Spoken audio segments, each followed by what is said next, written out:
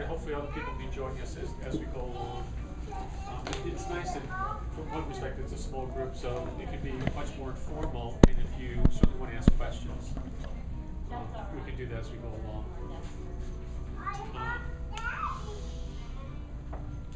Let me first start by giving you a little bit of my background.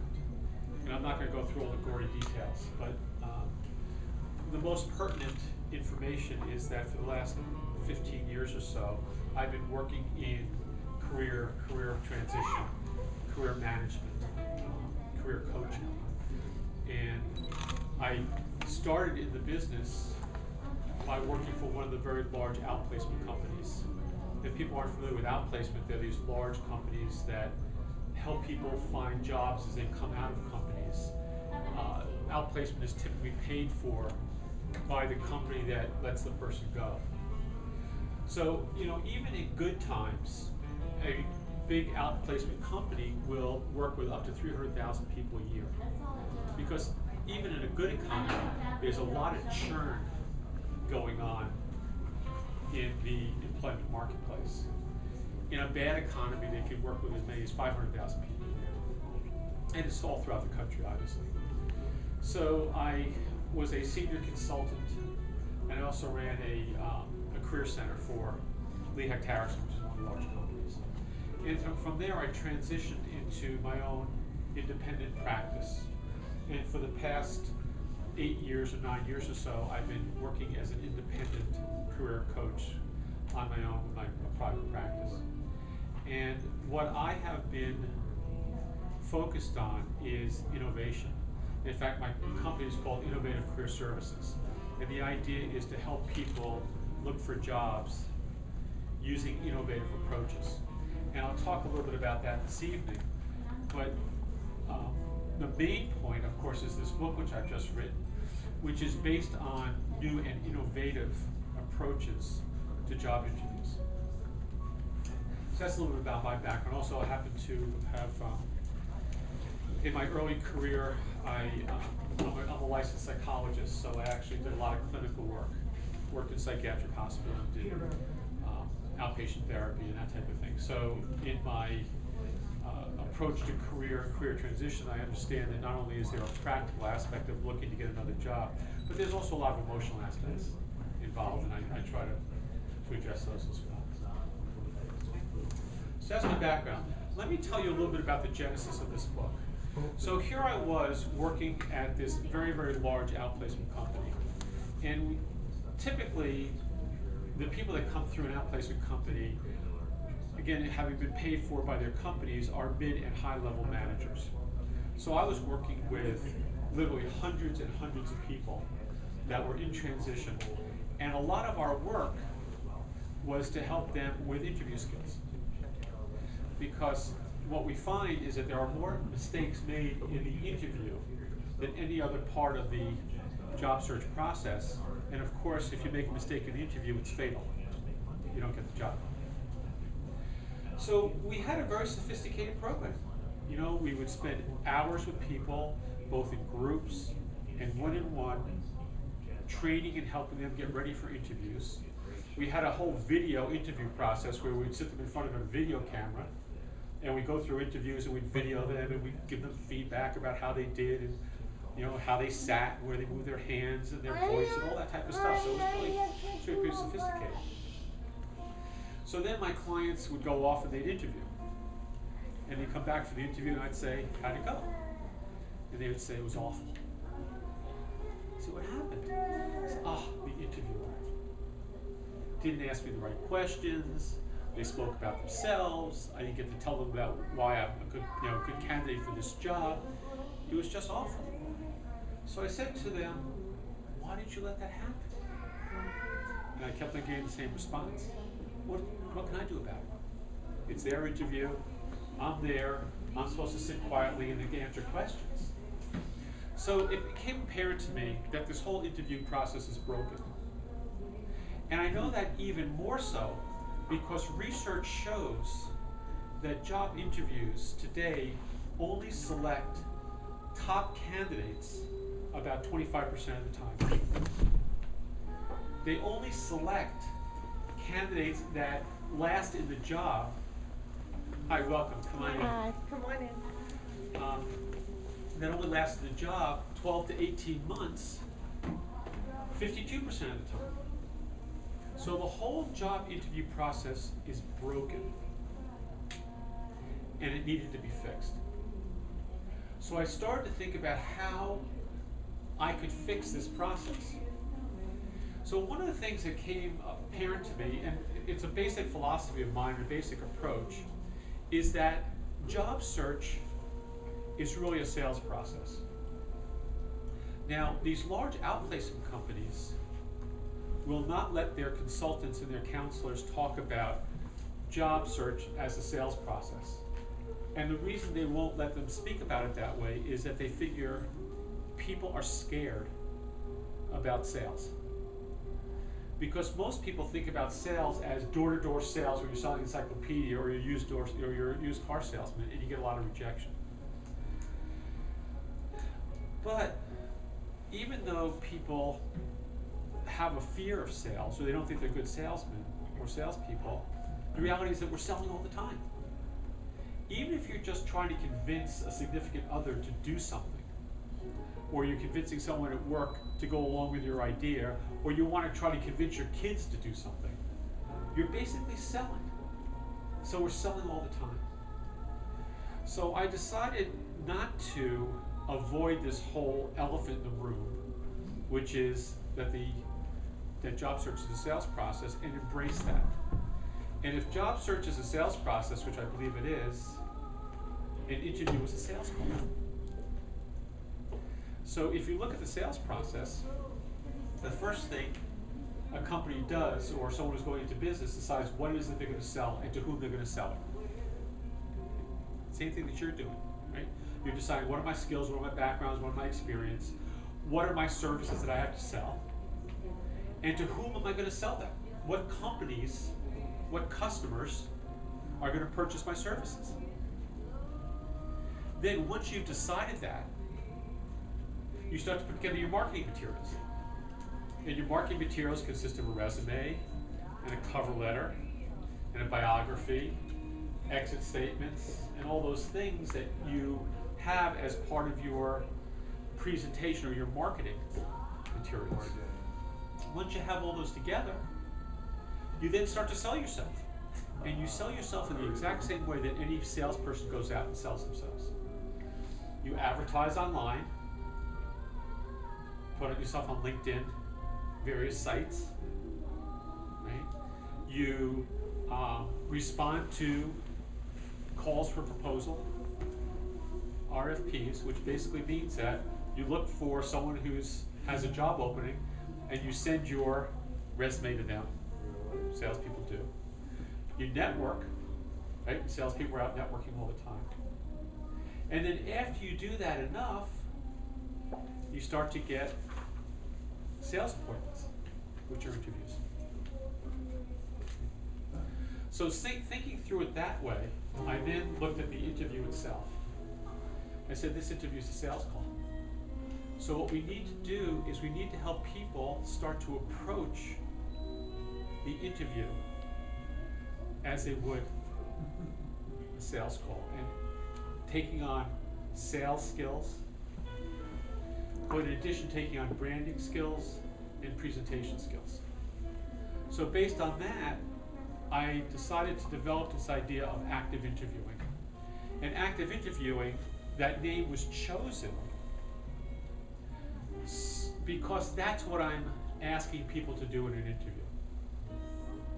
Now there's all sorts of old ideas, and this is really a change, right?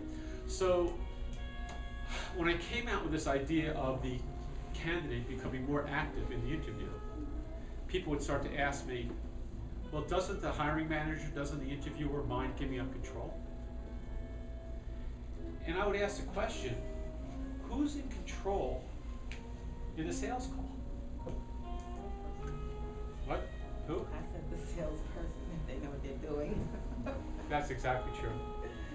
Now, you could certainly say that the person who's purchasing the service or the product has the final say, which they do. They may set up the requirements and all that. But a good salesperson comes in and guides the sales process. And a good salesperson doesn't walk out of a sales call without having presented their product, their service to the prospect. So again, one of the concerns, and when I talk to HR people and recruiters about taking this more active approach, they've really thought that the interviewers would mind.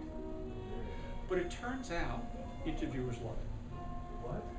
And why do they love it? They love it because they're lousy at interviewing. Hiring managers hate to interview.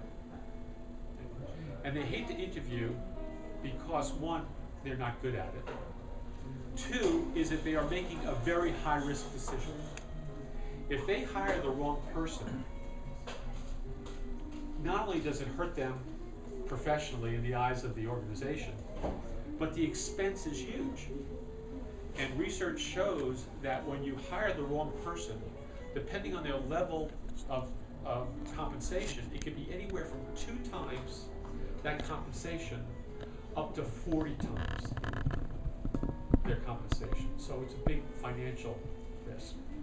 In addition to all of the the disturbance it causes in a department, morale, retraining, rehiring, and all that.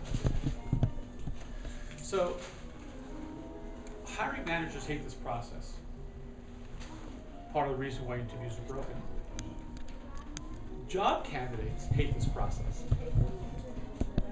because, first of all, they don't necessarily know how to prepare for an interview. And let me tell you, one of the big mistakes that people make right up front is that, and if you look at books that are written, there's about 3,000 books that have been written on job interviews. Most of those books have to do with answering questions. So you'll find a book, The 500 Most Asked Questions, how to answer, the 200 most difficult interview questions, how to answer, the 50 questions you should know in an interview. And it's been part of, career coaches and HR that has created this belief that the way to prepare for job interviews is to really start to figure out how to answer these questions. Well, I gotta tell you, there are over 2,000 possible questions, and there's more being developed every day. And some of them are very nonsensical. Like, if you were going to be a tree, what kind of tree would you be? Why are manhole covers round? So there's all these bizarre questions coming up. So there's no way you can really prepare. So, most people these days know that you have to research the company. So people go and they research the company, they know to do that. But then beyond that, they don't really know how to prepare. So they go into the interviews feeling not well prepared. The second thing is that in an interview, it's like being back at school, almost like where you have a parent and a child, or a teacher and a child. You're in there, you're going to be asked questions. So it's a quiz. Hopefully you're going to come up with the right answers. And if you don't come up with the right answers, you're going to get an F, which means you don't get hired. So you sit there being concerned about, how am I going to answer these questions, how am I going to answer these questions, and of course being very anxious about it. So the interview is broken. Hiring managers are bad at it. Candidates are bad at it. The selection process doesn't select the right people. Candidates end up usually feeling pretty lousy at the end of the interview. Either they feel like they haven't done a good job, or if they don't get selected, of course they feel lousy. So it needs fixing. Whose problem is it? So a lousy interview where you don't get selected even though you're good for the job really becomes your problem. So the fix to this is really your responsibility.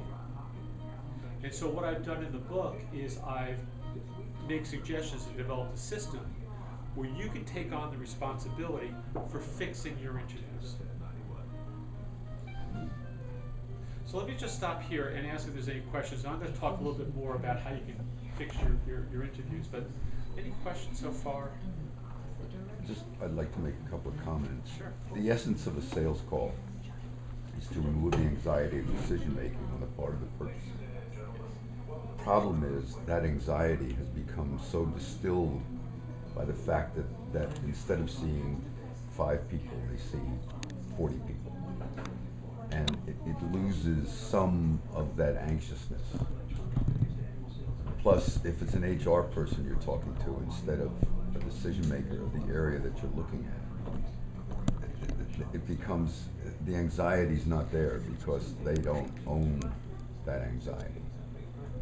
The other comment I would make is, if you're overqualified, as this gentleman brought up before, you're not dealing from a position of strength in an interview. I mean, you're not.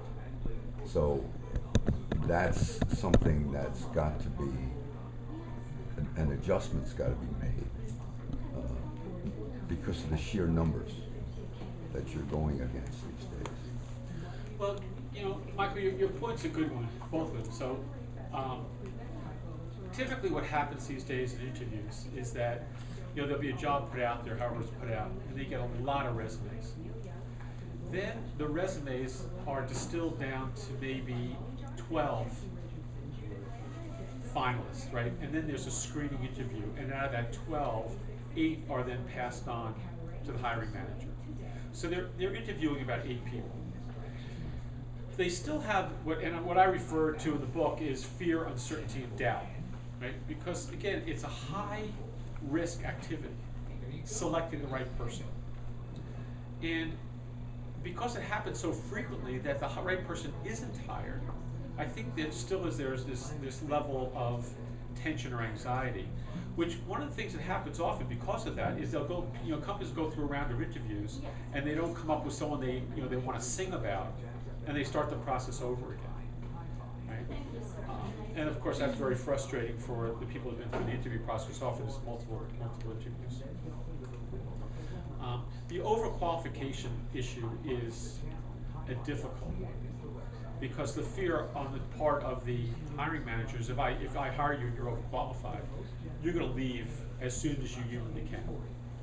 And even if you're willing to say, look, I'm willing to step down or step back a bit and work at this job, and maybe I don't have to have the same level of income I used to, but I need to have an income that supports me where I am today, they don't want you, because again, they're going to lose you and then have to go through that selection process again. Well, and there's another evil that's come out now, and that is the unemployed don't get hired because they're unemployed. Yes. Into the point where some states are now considering making that illegal to put, it's being put in ads. Yeah. And that's, it's ludicrous, but it's out there. And you know, interestingly enough, and this actually has to do with the whole interview process, is that's an outdated notion. You know, it used to be 20 years ago that we had full employment, and if you were unemployed, there was something seriously wrong with you. So you were really frowned upon. And then even when the huge layoffs started, if you were let go in the first round of layoffs, everybody would say, oh, you know, they get rid of the deadwood first, so I'm not going to hire anyone that was let go in the first round. So one of the things I would suggest to people is if they had survived a round or two of layoffs, to mention that along the way. You know, I was able to survive, 2 rounds of layoff, but I got caught up in the 3rd round. So it's this old-fashioned, outdated belief that there's something wrong with people that are unemployed. Well, in today's economy, everybody's been swept up. I mean, I've talked to some very exceptional people that were just swept out with a very broad broom, and it had nothing to do with their performance. But you're right. Have you also found that when you said these hiring managers are uncomfortable in the process, in my estimation, contemporary management was never mentored. There's a process by which they're becoming managers, but they're not taught how to be managers. And they're not, the professional ranks of management is not what it was 20 years ago. They're poor. Right, exactly. Which is one of the basic premises of my book, which is you can't leave it up to them. You need to take on the responsibility of having a good interview. So let me talk about a little bit about how you do that. And the book is called Branding, Selling, and Presenting Yourself. And those are really the 3 aspects of what you need to do in your interview. So the first thing you need to do is come up with your personal brand. Each of us has a brand. We just don't typically manage it. So if you think about a brand for a product, the best way to define a brand is what people think and feel about the product. So, today the most notable brand is Apple. So what do people think and feel about Apple? It's not just what they think about it, it's well designed. But people have this genuine love, and they'll buy an Apple product, whether it's the right product or the wrong product, and they buy it because they want to be associated with that brand. And then of course there's all this outpouring of love for this, for Steve Jobs. But you also have a personal brand. And that brand has to do with what people think and feel about you. Now, one of the things I also want to mention is that, and we talked about this before, I'm sorry, your name again? Mike. When Michael came in, we talked about being in job transition. There's a difference between unemployment and job transition. It's kind of the same structurally, but attitudinally, it's different, right? Because job transition, moving from one job to another, is a part of a career trajectory, it's part of career management. Now, people that are coming out of school today that are in their 20s will probably have a career that spans about 100 years because of their longevity, and they'll live into their hundreds. For them, being in and out of jobs frequently, every 3.5 years, is just going to be part of the way careers work. They will probably have 3 or 4 completely different careers throughout the length of their employment. But they will be in and out of a job every 3.5 years. So job transition becomes just another part of the way careers work. The same, by the way, is true of people that are older in their 50s these days. What we find is that many people have had a very long career at a company, maybe 15, 20, 25, 30 years for some people. They then lose their job. Then they get a series of short-term jobs. So one of the things that you can pretty much be assured of is the next job you get, it will probably not be the job you retire from. We're just seeing this. The average tenure for like a chief marketing officer is 4.5 years.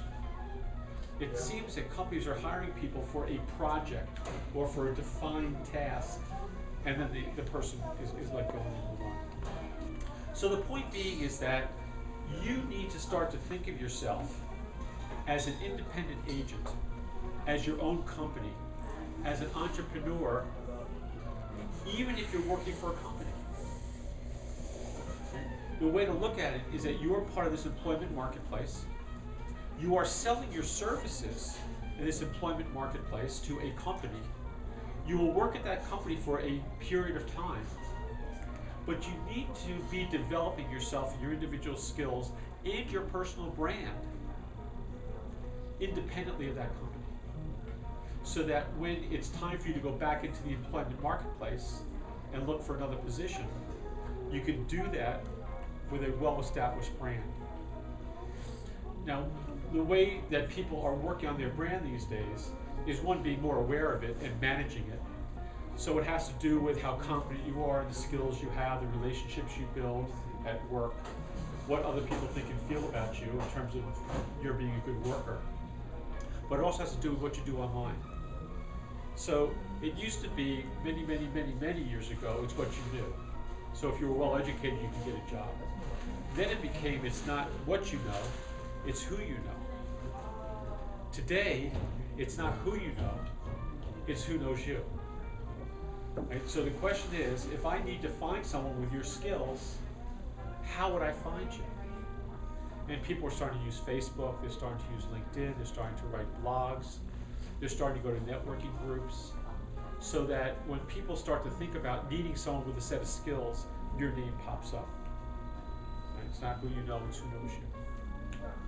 So you definitely need to do this personal brand, and then of course you need to project that brand in your interview, and we'll talk about how to do that.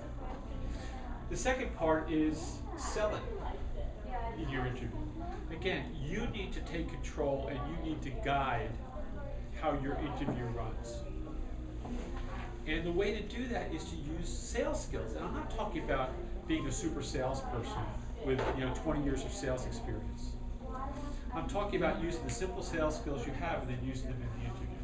So if you think about the trajectory of an interview, the first thing you go in, and there's kind of a warm-up period. You kind of get to know a little bit of a bonding experience. Same thing in a sales call. If you walk into buy a car, or if you walk into a retail store, the salesperson will get to know you a little bit, kind of bond. Let me also mention that we walk around with this very primitive brain in our heads, and our brain hasn't really developed much since the time we were in caves. So one of the things you can do is take advantage of this primitive brain. So one of the things our primitive brain does is it very quickly can judge friend or foe. Are you a member of my tribe and I'm cool and relaxed? Or are you a member of somebody else's tribe or another tribe that I need to defend myself and be ready to attack you? Our brains work this way. So one of the things to do in an interview is to establish a connection where you're a member of the tribe. And our primitive brain is funny this way. If you're a Phillies fan and I'm a Phillies fan, we're on the Phillies fan tribe. Oh, now we're friends. I don't need to be so defensive, right? If you grew up in Philadelphia, I grew up in Philadelphia. If you're Italian or if I'm Italian, if you went to this high school or this college, and I went, it doesn't matter that we weren't there at the same time. It doesn't matter that you may have gone to Penn State that has 60 gazillion graduates, and we went 20 years apart. If you're a Penn State graduate and I'm a Penn State graduate, we're in the same tribe. So then you start to bond a bit in our brains. Say, oh, okay, I can relax with this person. If there's no point of connection, then that fear, uncertainty, and doubt stays there, and there's a defensiveness. That's why the small talk is so important. So after the small talk is done, the next thing a good salesperson will do is they'll do a needs analysis. What is it that you need? What are you looking for? What services are you going to buy? What product? And what is it about the product or service that you're purchasing?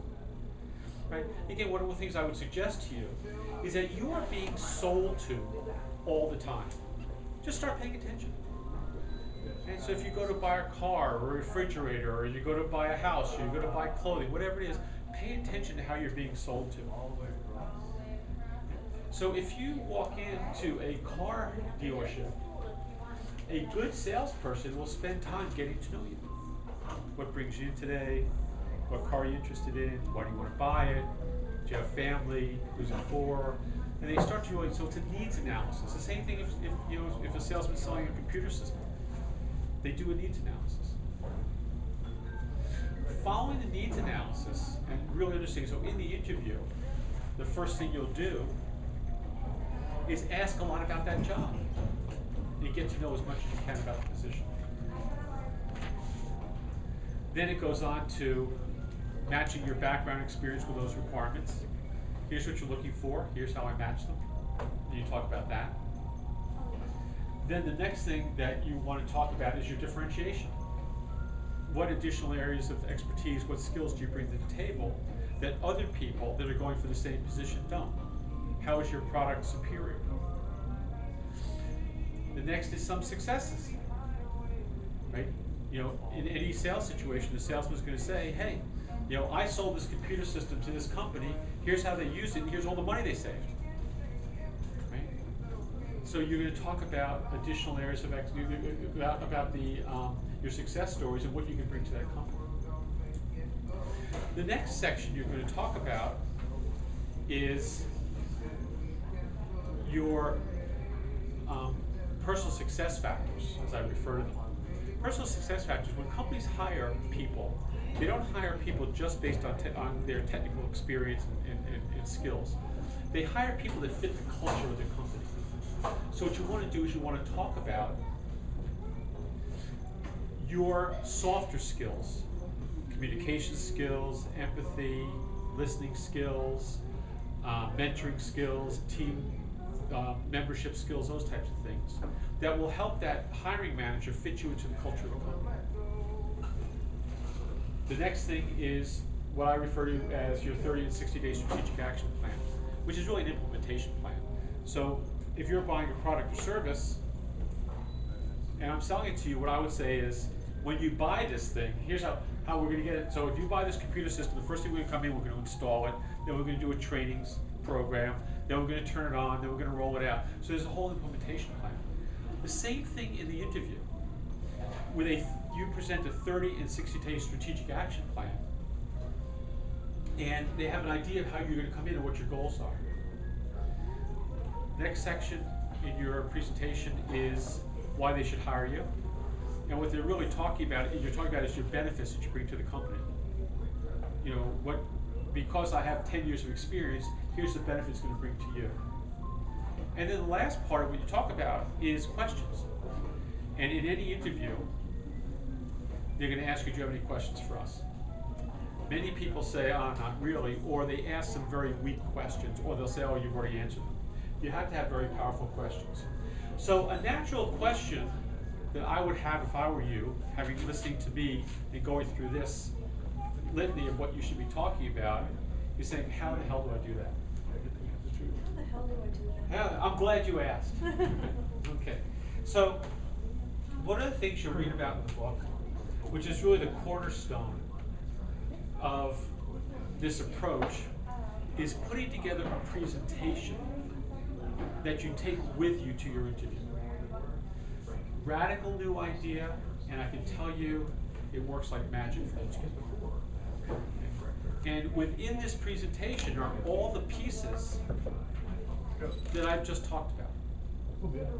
And if in the book I go into great detail about all of what I'm talking about, but I also go into very great detail about these interview presentations. I'm going to talk a little bit more about it, but one of the things you'll notice in the back of this book is I actually have 6 examples of interview presentations.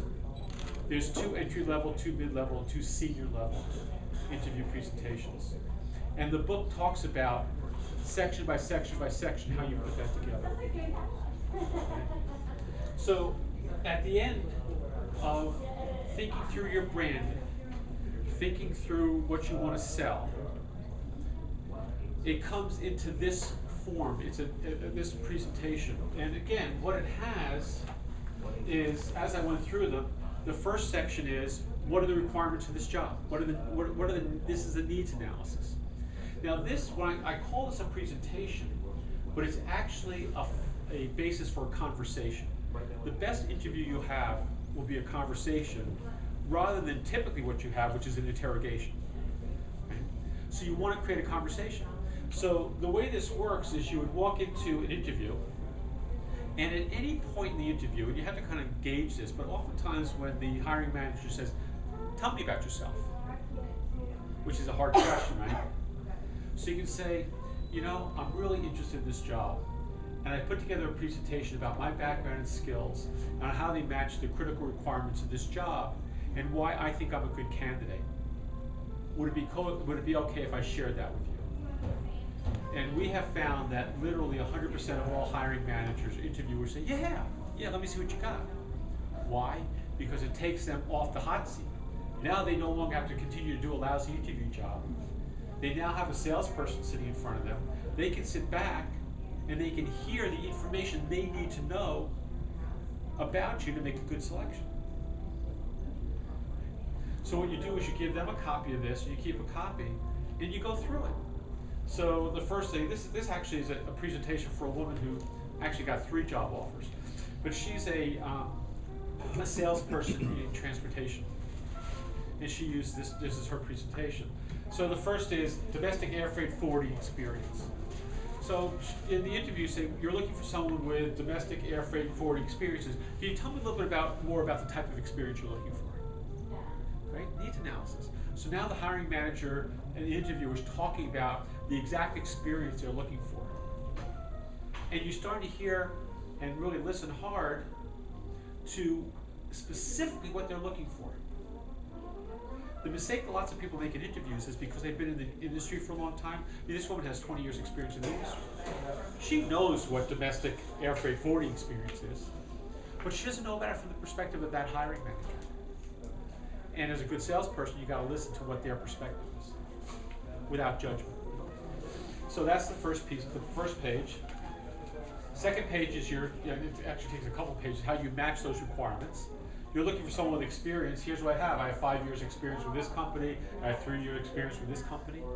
And of course you get to talk about some examples of what you've done. Okay, so there's a couple pages of that. Okay. Then there's additional areas of expertise. And she lists account relationship management, quoting domestic and international business. So this is the differentiators that she has. It differentiates her from the 7 or 8 other people that are interviewing. Then there's outstanding accomplishments.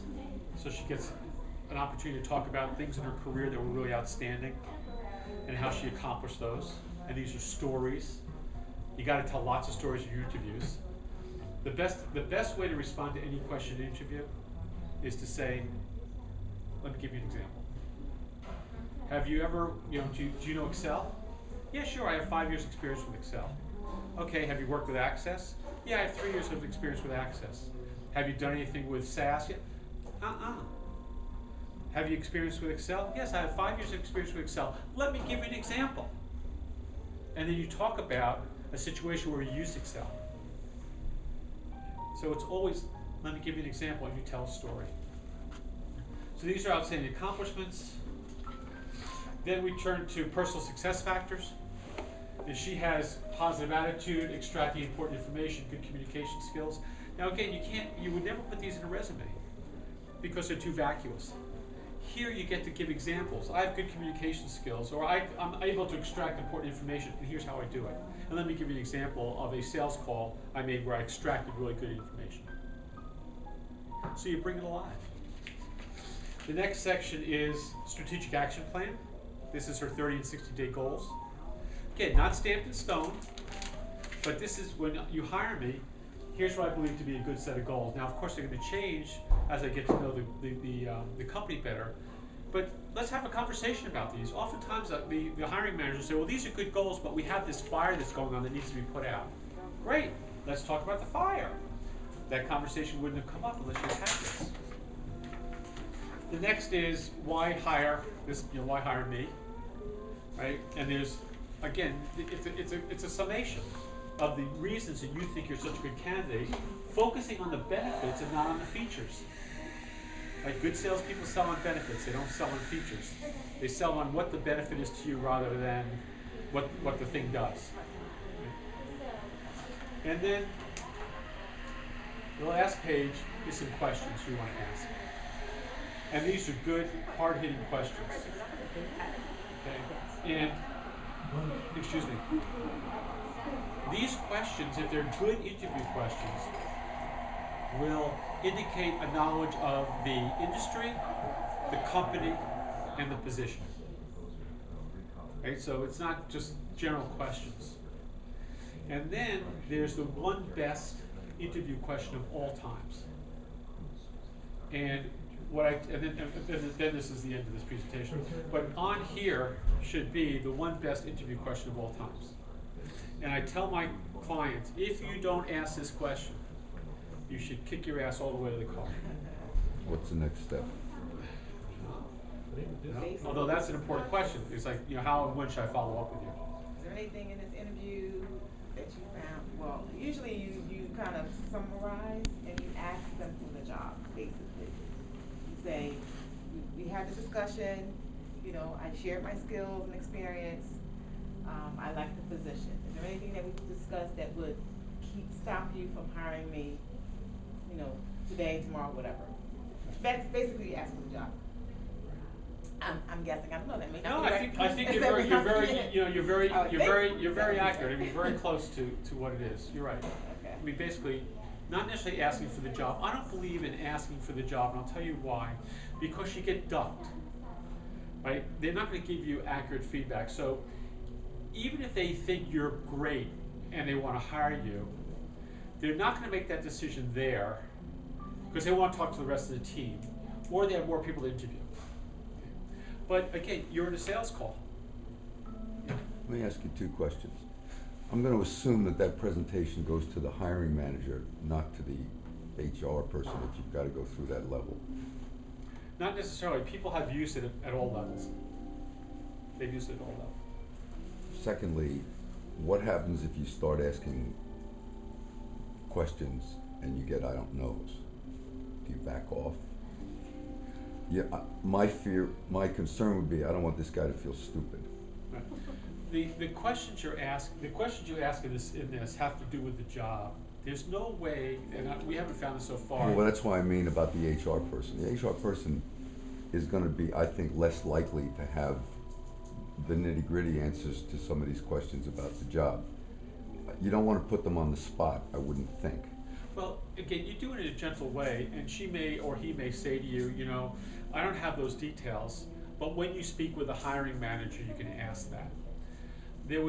I had one situation, which was really it had to do with a recent college graduate, but he was in the interview, and the interview went horribly. It was with HR screening. And after 20 minutes, she was saying, thanks for coming in, you know, we have a lot of other people to interview. At that point, he said, well, I have an interview, I have this presentation, da, da, da. And she said, okay, let me see what you got. You got about halfway through, and she said to him, oh, this is great. Our, vice president of marketing loves these things. When you speak with her, you'll have to show it to her. So he saved his bacon. He didn't get the job, but he saved that interview. So with a screener, it's more of, wow, I'm impressed that you spend so much time and you're so motivated for the job, and not necessarily expecting all the answers.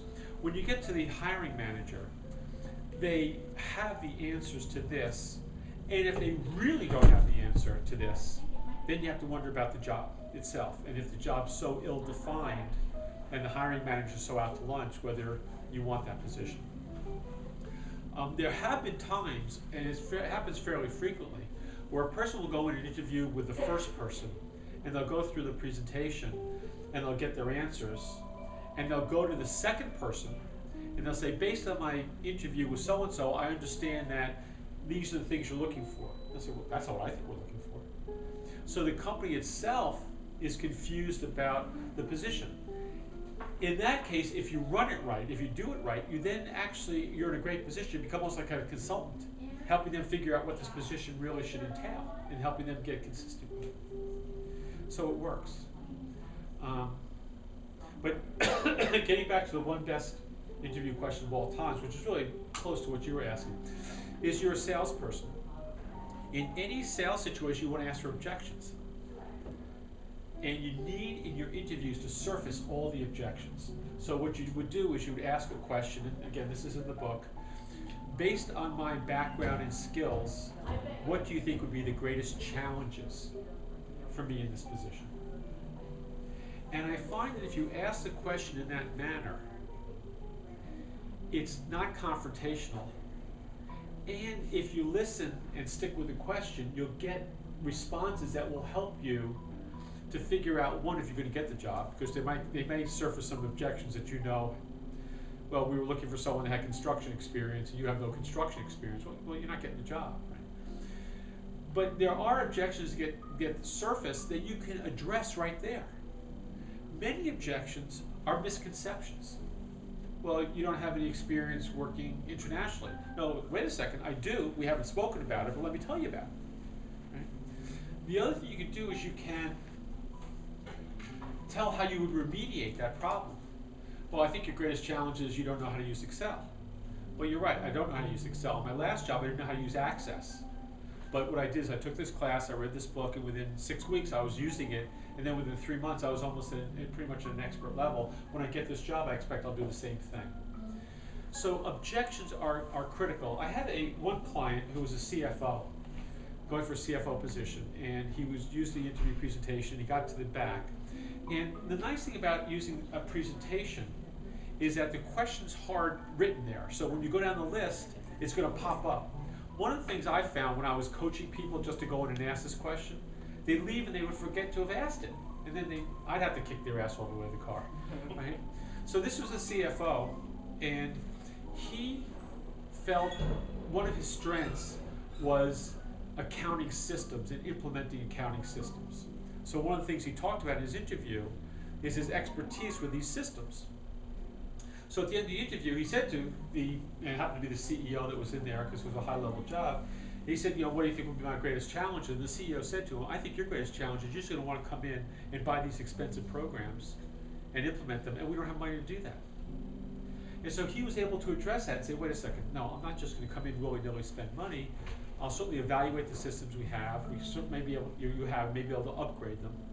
If I find that the systems you have are costing you a lot of money, we may be able to justify implementing the systems, but I'm not going to come in here and just start to throw money at something you don't need.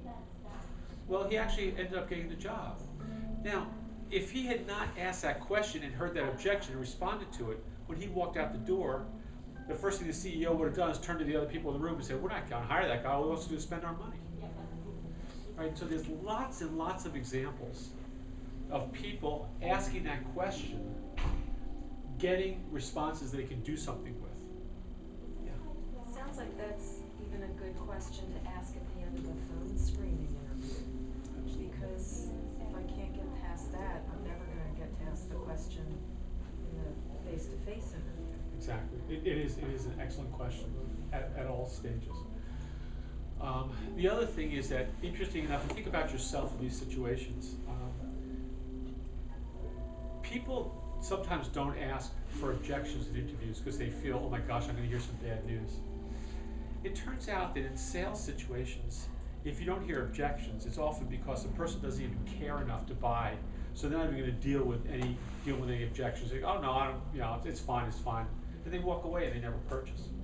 So when you hear an objection in an interview, it's actually a good thing because it means that they are interested enough to give you another chance to get over that hurdle. Okay? And now in the book, I also talk about more ways of dealing with an objection, body language and how to respond. And there are some mistakes people make when they ask that question, and I go into, again, more detail in the book about how to actually manage that critical question. So here's the deal with these presentations is that 85% of people that develop these presentations actually take it out in their interview.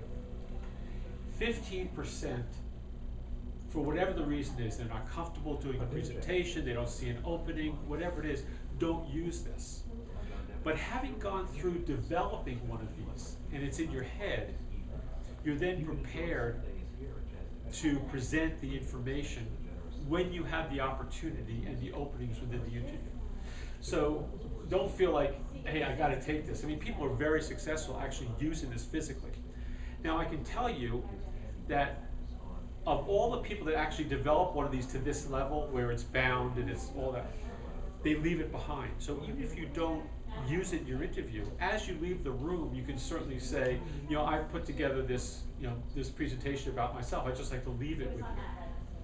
Then at the end of the interview process, if there's 8 or 9 or 10 people being discussed, and there's a stack of resumes, and there is an interview presentation, that's the lead behind.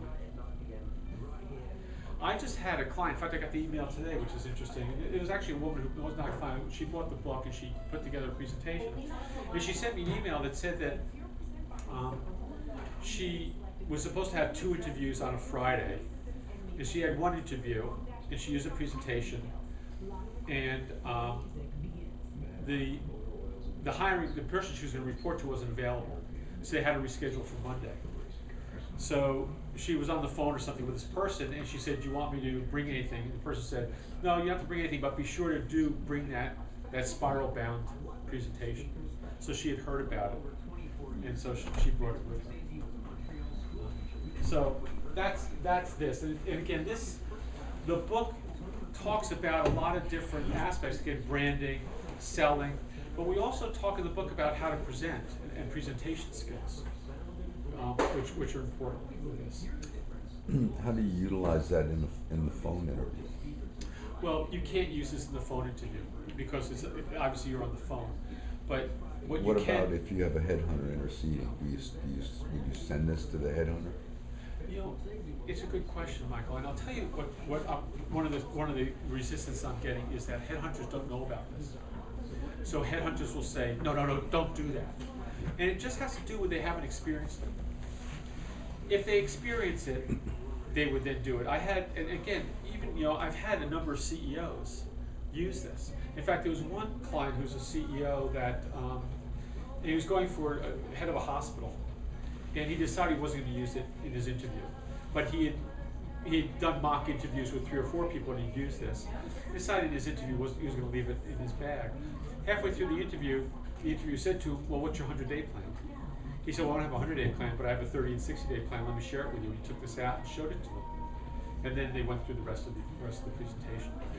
But I have some work to do with headhunters because they're just not used to it. In fact, as you people sit here, it's a foreign notion, right? You've never heard of anything like this. Right? So it's a brand new and unique approach. I've used it with my clients, and my clients have been very, very successful with it. In fact, I have a number of people who have written me and said, I got the job because of this. But you're probably wondering whether you'd use it. So I guess basically it's the time to bring it out is when you see it coming out yourself. Well, it's interesting. People bring it out at different times. The CEO, in response to the question, what's your 100-day plan? This other person I spoke about, the interview was going down the toilet. At the end, they said, well, let me just share this with you. So people bring it out at different times. But certainly, again, if your interview goes the way a sales call should go, is that you do that little warm-up stuff. Then you do your needs analysis. And the needs analysis is me asking you, if you're interviewing me asking you a lot of questions. After that section's done, you're going to start to focus on me. Then I can say, I have something to show you or to talk with you about. The other thing is that, and again, in the book, I suggest language. There's language that you can use to introduce every single page.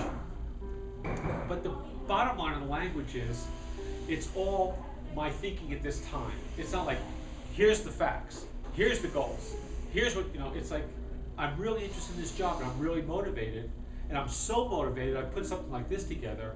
I like to share it with you, and even introducing it, you ask the question, is it okay if I share it with you? Rather than having a presentation I'm going to give you. You are? No, I mean, is it okay if I share it?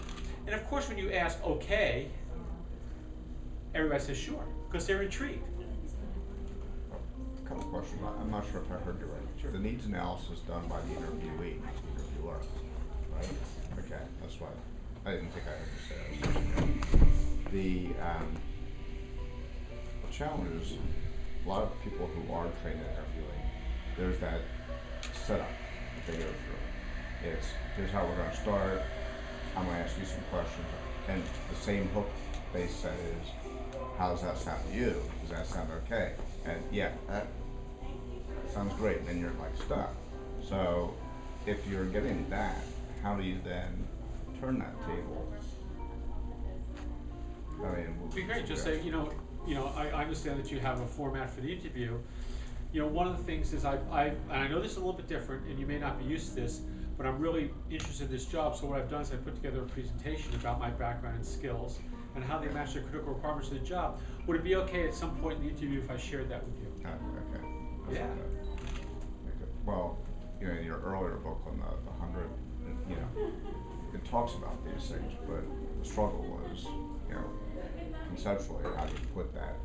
So I'm glad there is a follow-up that now has something more concrete. There's actually 2 things. One is that there's a site, www.activeinterviewing, which is this book's site, but it connects to a site called Interview Best.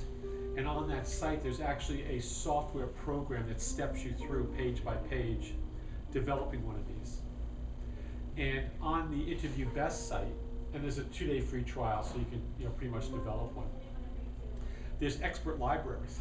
That's farmer's choice. Which is really kind of the magic sauce in this thing, is that in those libraries it suggests what you can put on your presentation. So for example, you'll see here on the top, on the front, there's 4 personal brand terms. And this person selected driven, tenacious, successful, and productive. Okay, here's another person who ambitious, dependable, credible, work hard, play hard. this person communicator, problem solver, manager, and presenter. So we actually suggest brand terms that you can select that fit you. Now you don't want to select terms that don't fit you. So if you're not, a good presenter, don't pick presenter as your brand, right? And there's lots of, so you select those and it pops it onto the presentation for you. We don't have anything for your match with the requirements because it's so broad, but we do have suggestions for special or additional areas of expertise broken down by profession. So if you're an accountant, there's maybe 75 or 80 different expertise areas. So for example, you might be going for a general accounting job, but you have experience in forensic accounting, right? So you might pop forensic accounting in there because that's something that you can bring to the table that other people can't. Outstanding career accomplishments, you need to develop your own stories, but we have a format that helps you. The format is, what was the situation, what obstacles were you up against, what actions did you take, and what was the STAR method, right? But this is actually different than the STAR method, and I'll tell you why. And the book goes into depth in this. Is that stories are important because, again, our brains respond to stories, and it grips our emotions. The more stories you can tell in the interview, the better off you are. Good stories have conflict. They have tension that grips you. Just a plain old, I went to the store type of stories. But if I went to the store and I had to overcome traffic jams and fires and police, and oh man, that's a great story going to the store, right? That's what's missing from the STAR story. So it's situation, barriers. What did you have to overcome to create that success? And that gives attention. Then, of course, what actions did you take and what were the results? Right? And again, there's in the book, I have examples of these stories that you can read. Personal success factors, long list of these various qualities that make people successful in the job. You can pick those out of the library. You can pop them in your presentation. Strategic action plan, same thing. We suggest 30 and 60-day goals based on your profession. Why hire me? That's up to you. And we have hundreds of questions that you can take and you can edit. Say you go this route, will you actually kind of go over each bullet point, or would you kind of jump around, or kind of it'll be pretty lengthy if you go through each bullet point? Well, if you go through each one, it shouldn't take, even though it seems long, it shouldn't take you more than 20 minutes. But here's what usually happens, is that the hiring manager interviewer gets very absorbed in this.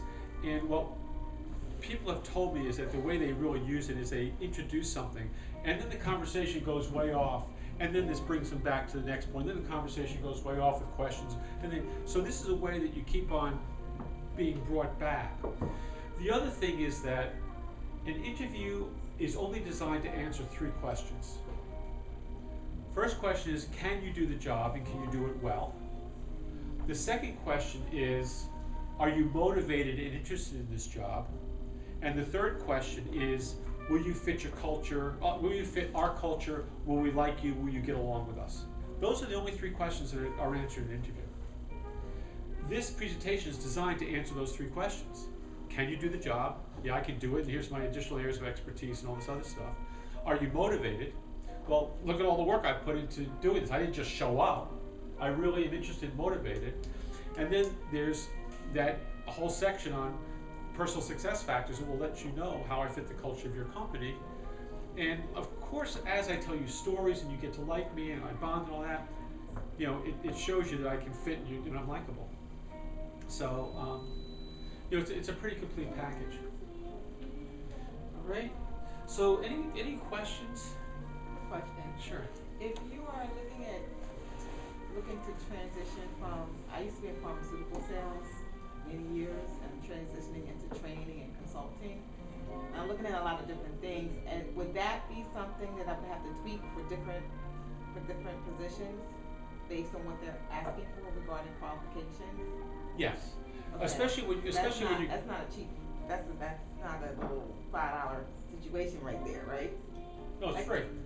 No, I mean when you're printing out, it's color, it's 20 pages. It Well, first of all, I try to keep it. It's about 8 pages, depending on how many pages this match with position requirements are. It comes out to about 8 pages. Oh, that's not bad. And then, and then there's the binding. So they cost about $7 or $8 a piece. Oh, that's doable. It looks more It looks expensive. very, yeah. Probably not. Right. Okay. And you go to a Staples, you go to, Office Max, or they put these together for you. If you start paying attention, you'll often get coupons now for $10 off Right. printing, or whatever it is, 10% off printing. You can actually now, because I use FedEx, Kinko's, you can just upload it to them. Right. And then you tell them what you want, they print it out, you go pick it up. Yeah. In fact, it's cheaper to do it that way, because I think they actually charge you a little bit if you bring in a file to the store, where if you just, most of these are done online, and they ask you what the finish is, and you can put in the finish. It's pretty sophisticated. So there's any other questions? Well, I guess the only thing I was gonna say is that I've been in a number of interviews and I've been asked some of the weirdest questions that you could imagine. Completely unrelated to the job. What do I think about the economy? What the hell difference does it matter? What I think about the economy. And It sucks, I'm looking for a job. Yeah. And you could contemplate why that might be important to the job or what the person was trying to get at. But this brings a whole lot of focus to the discussion. Because, you started out by saying this, and I've been through this more times than I care to remember. The managers that are there today are not professional interviewers. That's not their job. Their job is not to interview and hire people. Whether we like that or don't like that, that's the reality. And that they're terrible. And like you said, they don't like it. So to the extent that you can take a conversation in a direction that they prefer, which is way more interesting, then they'll follow. I would disagree respectfully with what do you think of the economy. I think a good manager will try and assess your business sense. They want to judge you as a businessman, business person. And that's a good question to answer, because it shows. I remember years ago, junior salesmen were scared to death to deviate from the script, what they were told to say, so they talk about sports. But if someone says to you, what do you think about the economy? I think that opens a door. I think you can let them know that you have grown-up thoughts, that you have, you don't want to get into a political side of it. But that's a good question to let them know that you think, and that you're a business person. That's my thought. No, look, your point's well taken, but you're right. I think when you have an opening to be able to discuss your philosophy, your approach, your knowledge of the world. On the other hand, your point is good too. You could have picked, if you were going to be an animal, what kind of animal would you be? They ask those questions as Thank well. God I haven't been asked that. If you went to a personality supermarket, what personality would you buy? Of course, what's your greatest strengths, what's your greatest weaknesses? Again, there's literally thousands of these questions out there. But here's one of the other things that is broken about interviews, is that an interview is really two adults engaging in conversation to decide if the job is a good job for the individual, and for the individual to decide if that's a good fit for them. But this whole thing becomes, as I said, interrogation. If you go into the interview as an adult and someone asks you if you were going to be an animal, what kind of animal would you be? It is perfectly okay to ask another adult, I'm just curious, what are you looking for, what kind of information are you looking for by asking that question? You're an adult, why not ask that question, right? But because you're so uptight, no, I got to answer this question, and if I don't listen, I'm going to be seen as petulant or, or resistant or whatever. But ask the question. You're an adult. You're in a conversation. The same way in the book I talk about the idea is that you really you need to get to know the interviewer. How'd you get here? What have you done in your career? What are your interests? What do you think about the company? Get to know them on a personal, human basis, which then again puts you in the same tribe, and that type of thing. The other thing that you said, you gave an example of, do you know how to use Excel? Do you know how to use Access? And then, literally, they have all of those questions written down. And when you start off on let me give you an example, and you talk about Excel. Well, all of a sudden, I said, no, I'm not asking the rest of those questions. I'm gonna go on to something else, because now I get it. Right. You know, it's irrelevant whether the person knows how to use Access. I understand enough about the way they answered the question with the story that they can learn Access if they need to. And again, the stories are so important because it really engages the person and they understand and engages their emotions. So, okay, so Question, I was just gonna ask, follow-up to her question was, are each, when you do those, is it geared to you yourself or to the job that you're going to? Like, am I producing that for every job that I'm applying? yes, you are, but what you'll find is that probably 80 to 85% of this stays the same. Your personal brand will stay the same. Your personal success factors will stay the same. You will typically most people go for jobs that are very similar. If you're changing to a different career or career change, then you're going to want to modify this to fit that new career. But it works especially well. You talk about you need to be able to translate. Here's what I was doing here, and here's how it will fit and benefit you in this new area. Right, moving from pharmaceuticals to training, right. One of the things I'm trying to work on is getting this to the military. People transitioning out of the military, their biggest problem is being able to translate what they did in the military to the civilian world. And they have no idea of how to do that, and the skills are highly transferable. So yes, you would use this. Now, even the way the program is set up is that you go in and you fill this out once from scratch. The next time you go in, it gives you a selection to make a new presentation from this presentation. What that does is it drops out the name of the company and the title of the position and leaves everything else the same. So then you can go in and you can do the modifications without having to redo the whole presentation. You just edit pages. You just edit page by page, right? And of course, a good deal of the editing comes, what the job requirements would be. And to clarify, you're not doing this for every job that you're applying for, you're doing this for every job you're interviewing. Not every job you're applying for, right? Right, of course. It really works in the interview.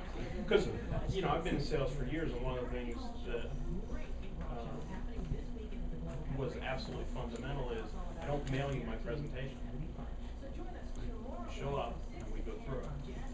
If you want my presentation, I'm coming with it. So it's not the kind of thing I would ever send somebody. I'm sure there's rare occasions that would happen, but that would be my last option. Question for myself. Pretty much my interview's been pretty much the same, I guess, for interview basically say, talk about the company position and then say thing about yourself. And I guess that's the time to break out the book and to basically taking charge of the interview process and because I guess like I said, I've found that obviously and it's just been the same, so I think something like this will probably change things up a little bit. So I guess because normally they would come back and go through his resume, and you mentioned like talking about this would kind of take away their questions. I think that's one point is being in charge of the interview.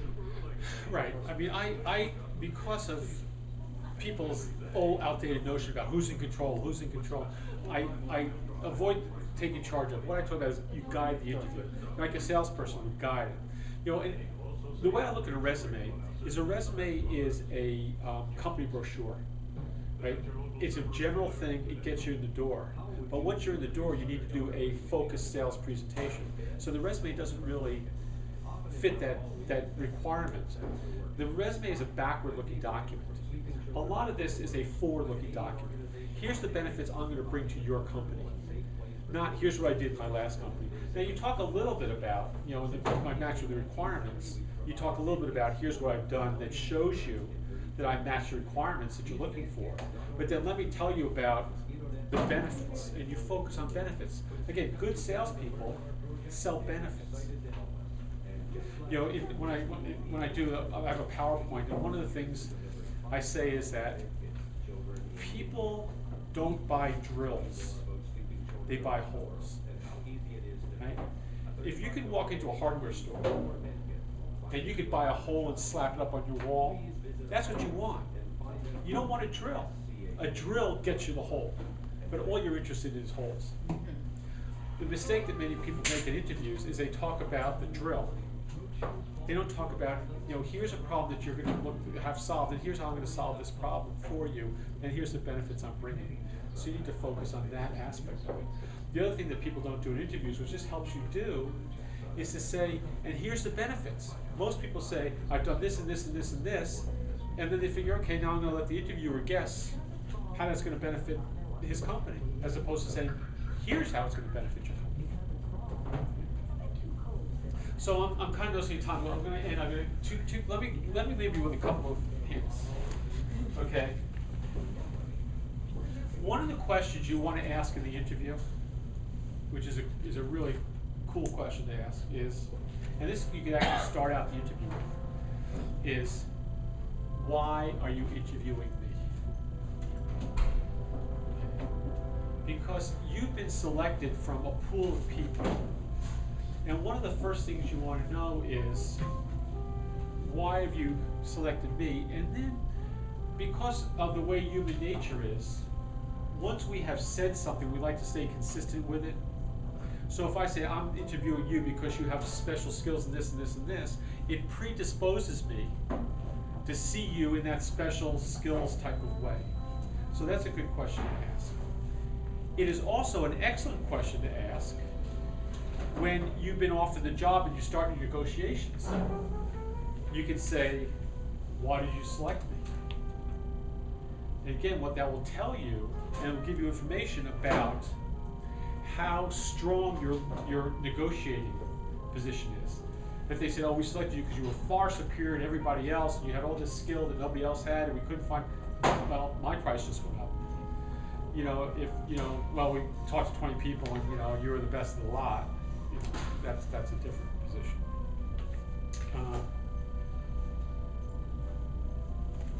Okay, and I think that's the last I want to tell you. Again, there's a lot of detail in the book about the things I've talked about. So if you get the book, the other thing, by the way, to sweeten the pot a little bit, is that once you purchase the book, if you go online to Active Interviewing and you register there, I'm offering either a 20-minute free interview consultation, so I'll talk with you on the phone about an upcoming interview and develop some strategies, or I will review for you an interview presentation, and that's free. Okay, so what you do is you go online and you put in a certain code, and the code is what you can find in the book, because I don't trust everybody, so there's a certain code in the book, and you put that code in, and then it gives you the opportunity to contact me, and I'll do a review, or I'll spend time on the phone helping you with your next interview. All right. It's not a good question, I guess. Just for an interview, say if I don't have time to make that yet, and usually when I ask questions, is it okay to have questions on paper? Kind of, I guess, when you're interested in the interview, kind of have them written down already. Well, in fact, there's a technique that I suggest, and again, I don't want, it's a long conversation, but this primitive brain we're walking around with, right? One of the things about this primitive brain is that it's, again, more adapted to survival in caves with wild animals than it is into our modern society. So it turns out that as you become more fearful, anxious, your thinking starts to collapse. And I'll give you a quick example of this. You ever been in a situation where you're either on the phone or you're talking to somebody, it's a little bit of a heated conversation, maybe some tension. And as soon as you put the phone down or you walk out of the room, you say, I should have said this. Right? Sound familiar? Well, in that situation, because your blood pressure's up and your stress level's up a little bit, your thinking collapses. Now, in really extreme situations where our fear is huge, it collapses to the point where we only do one of two things. You know what that is? Fight or flight, right? So that's, it really collapses. Typically we don't get to that point. But if you think about it, you ever watch these TV programs where these guys are in this car chase and there's 60 cop cars and this guy's driving through the neighborhoods at night, and you think, what is that person thinking? They're not. They're thinking, their blood pressure and everything and their stress level is so high, so their thinking's collapsed, and they can do one thing, fight or flight. Well, they're in fight mode, and they're just going to keep driving their car until they crash and have to stop, right? So the idea is that when you go to the interview, the best that you can do is be prepared and have something like this and have you read the book and really go in feeling confident, because then your stress level's down, your thinking expands. But no matter how well prepared you are, an interview is a stressful situation. So what I suggest is you take a like a portfolio, one of those. Yeah. Well, Okay, and on the right side, in pencil, so it's light, you write down all the things you want to remember in the interview. Questions is good, but I also suggest you write down things like eye contact, smile. If you tend to talk fast, talk slow. If you play with your hair, leave your hair alone. If you tend to, wiggle your leg, don't wiggle your leg. You write down all those things that you know you do when you're in a stressful situation. So that in the interview, and by the way, I also suggest that you take notes. So in the interview, I say, would it be okay if I take notes? Because you want to take notes of the things that they respond to that are positive and they like about you. If they come up with objections, you want to write those down too, because then you want to address those in the interview or in your follow-up letter. Right?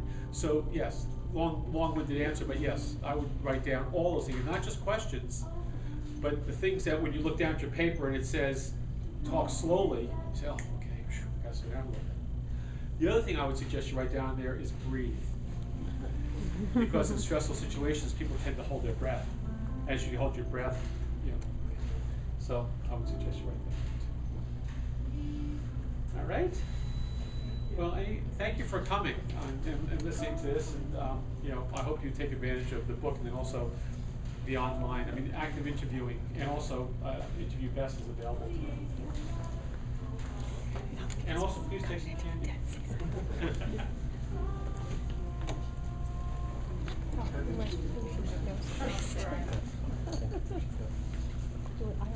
You can take one of these two.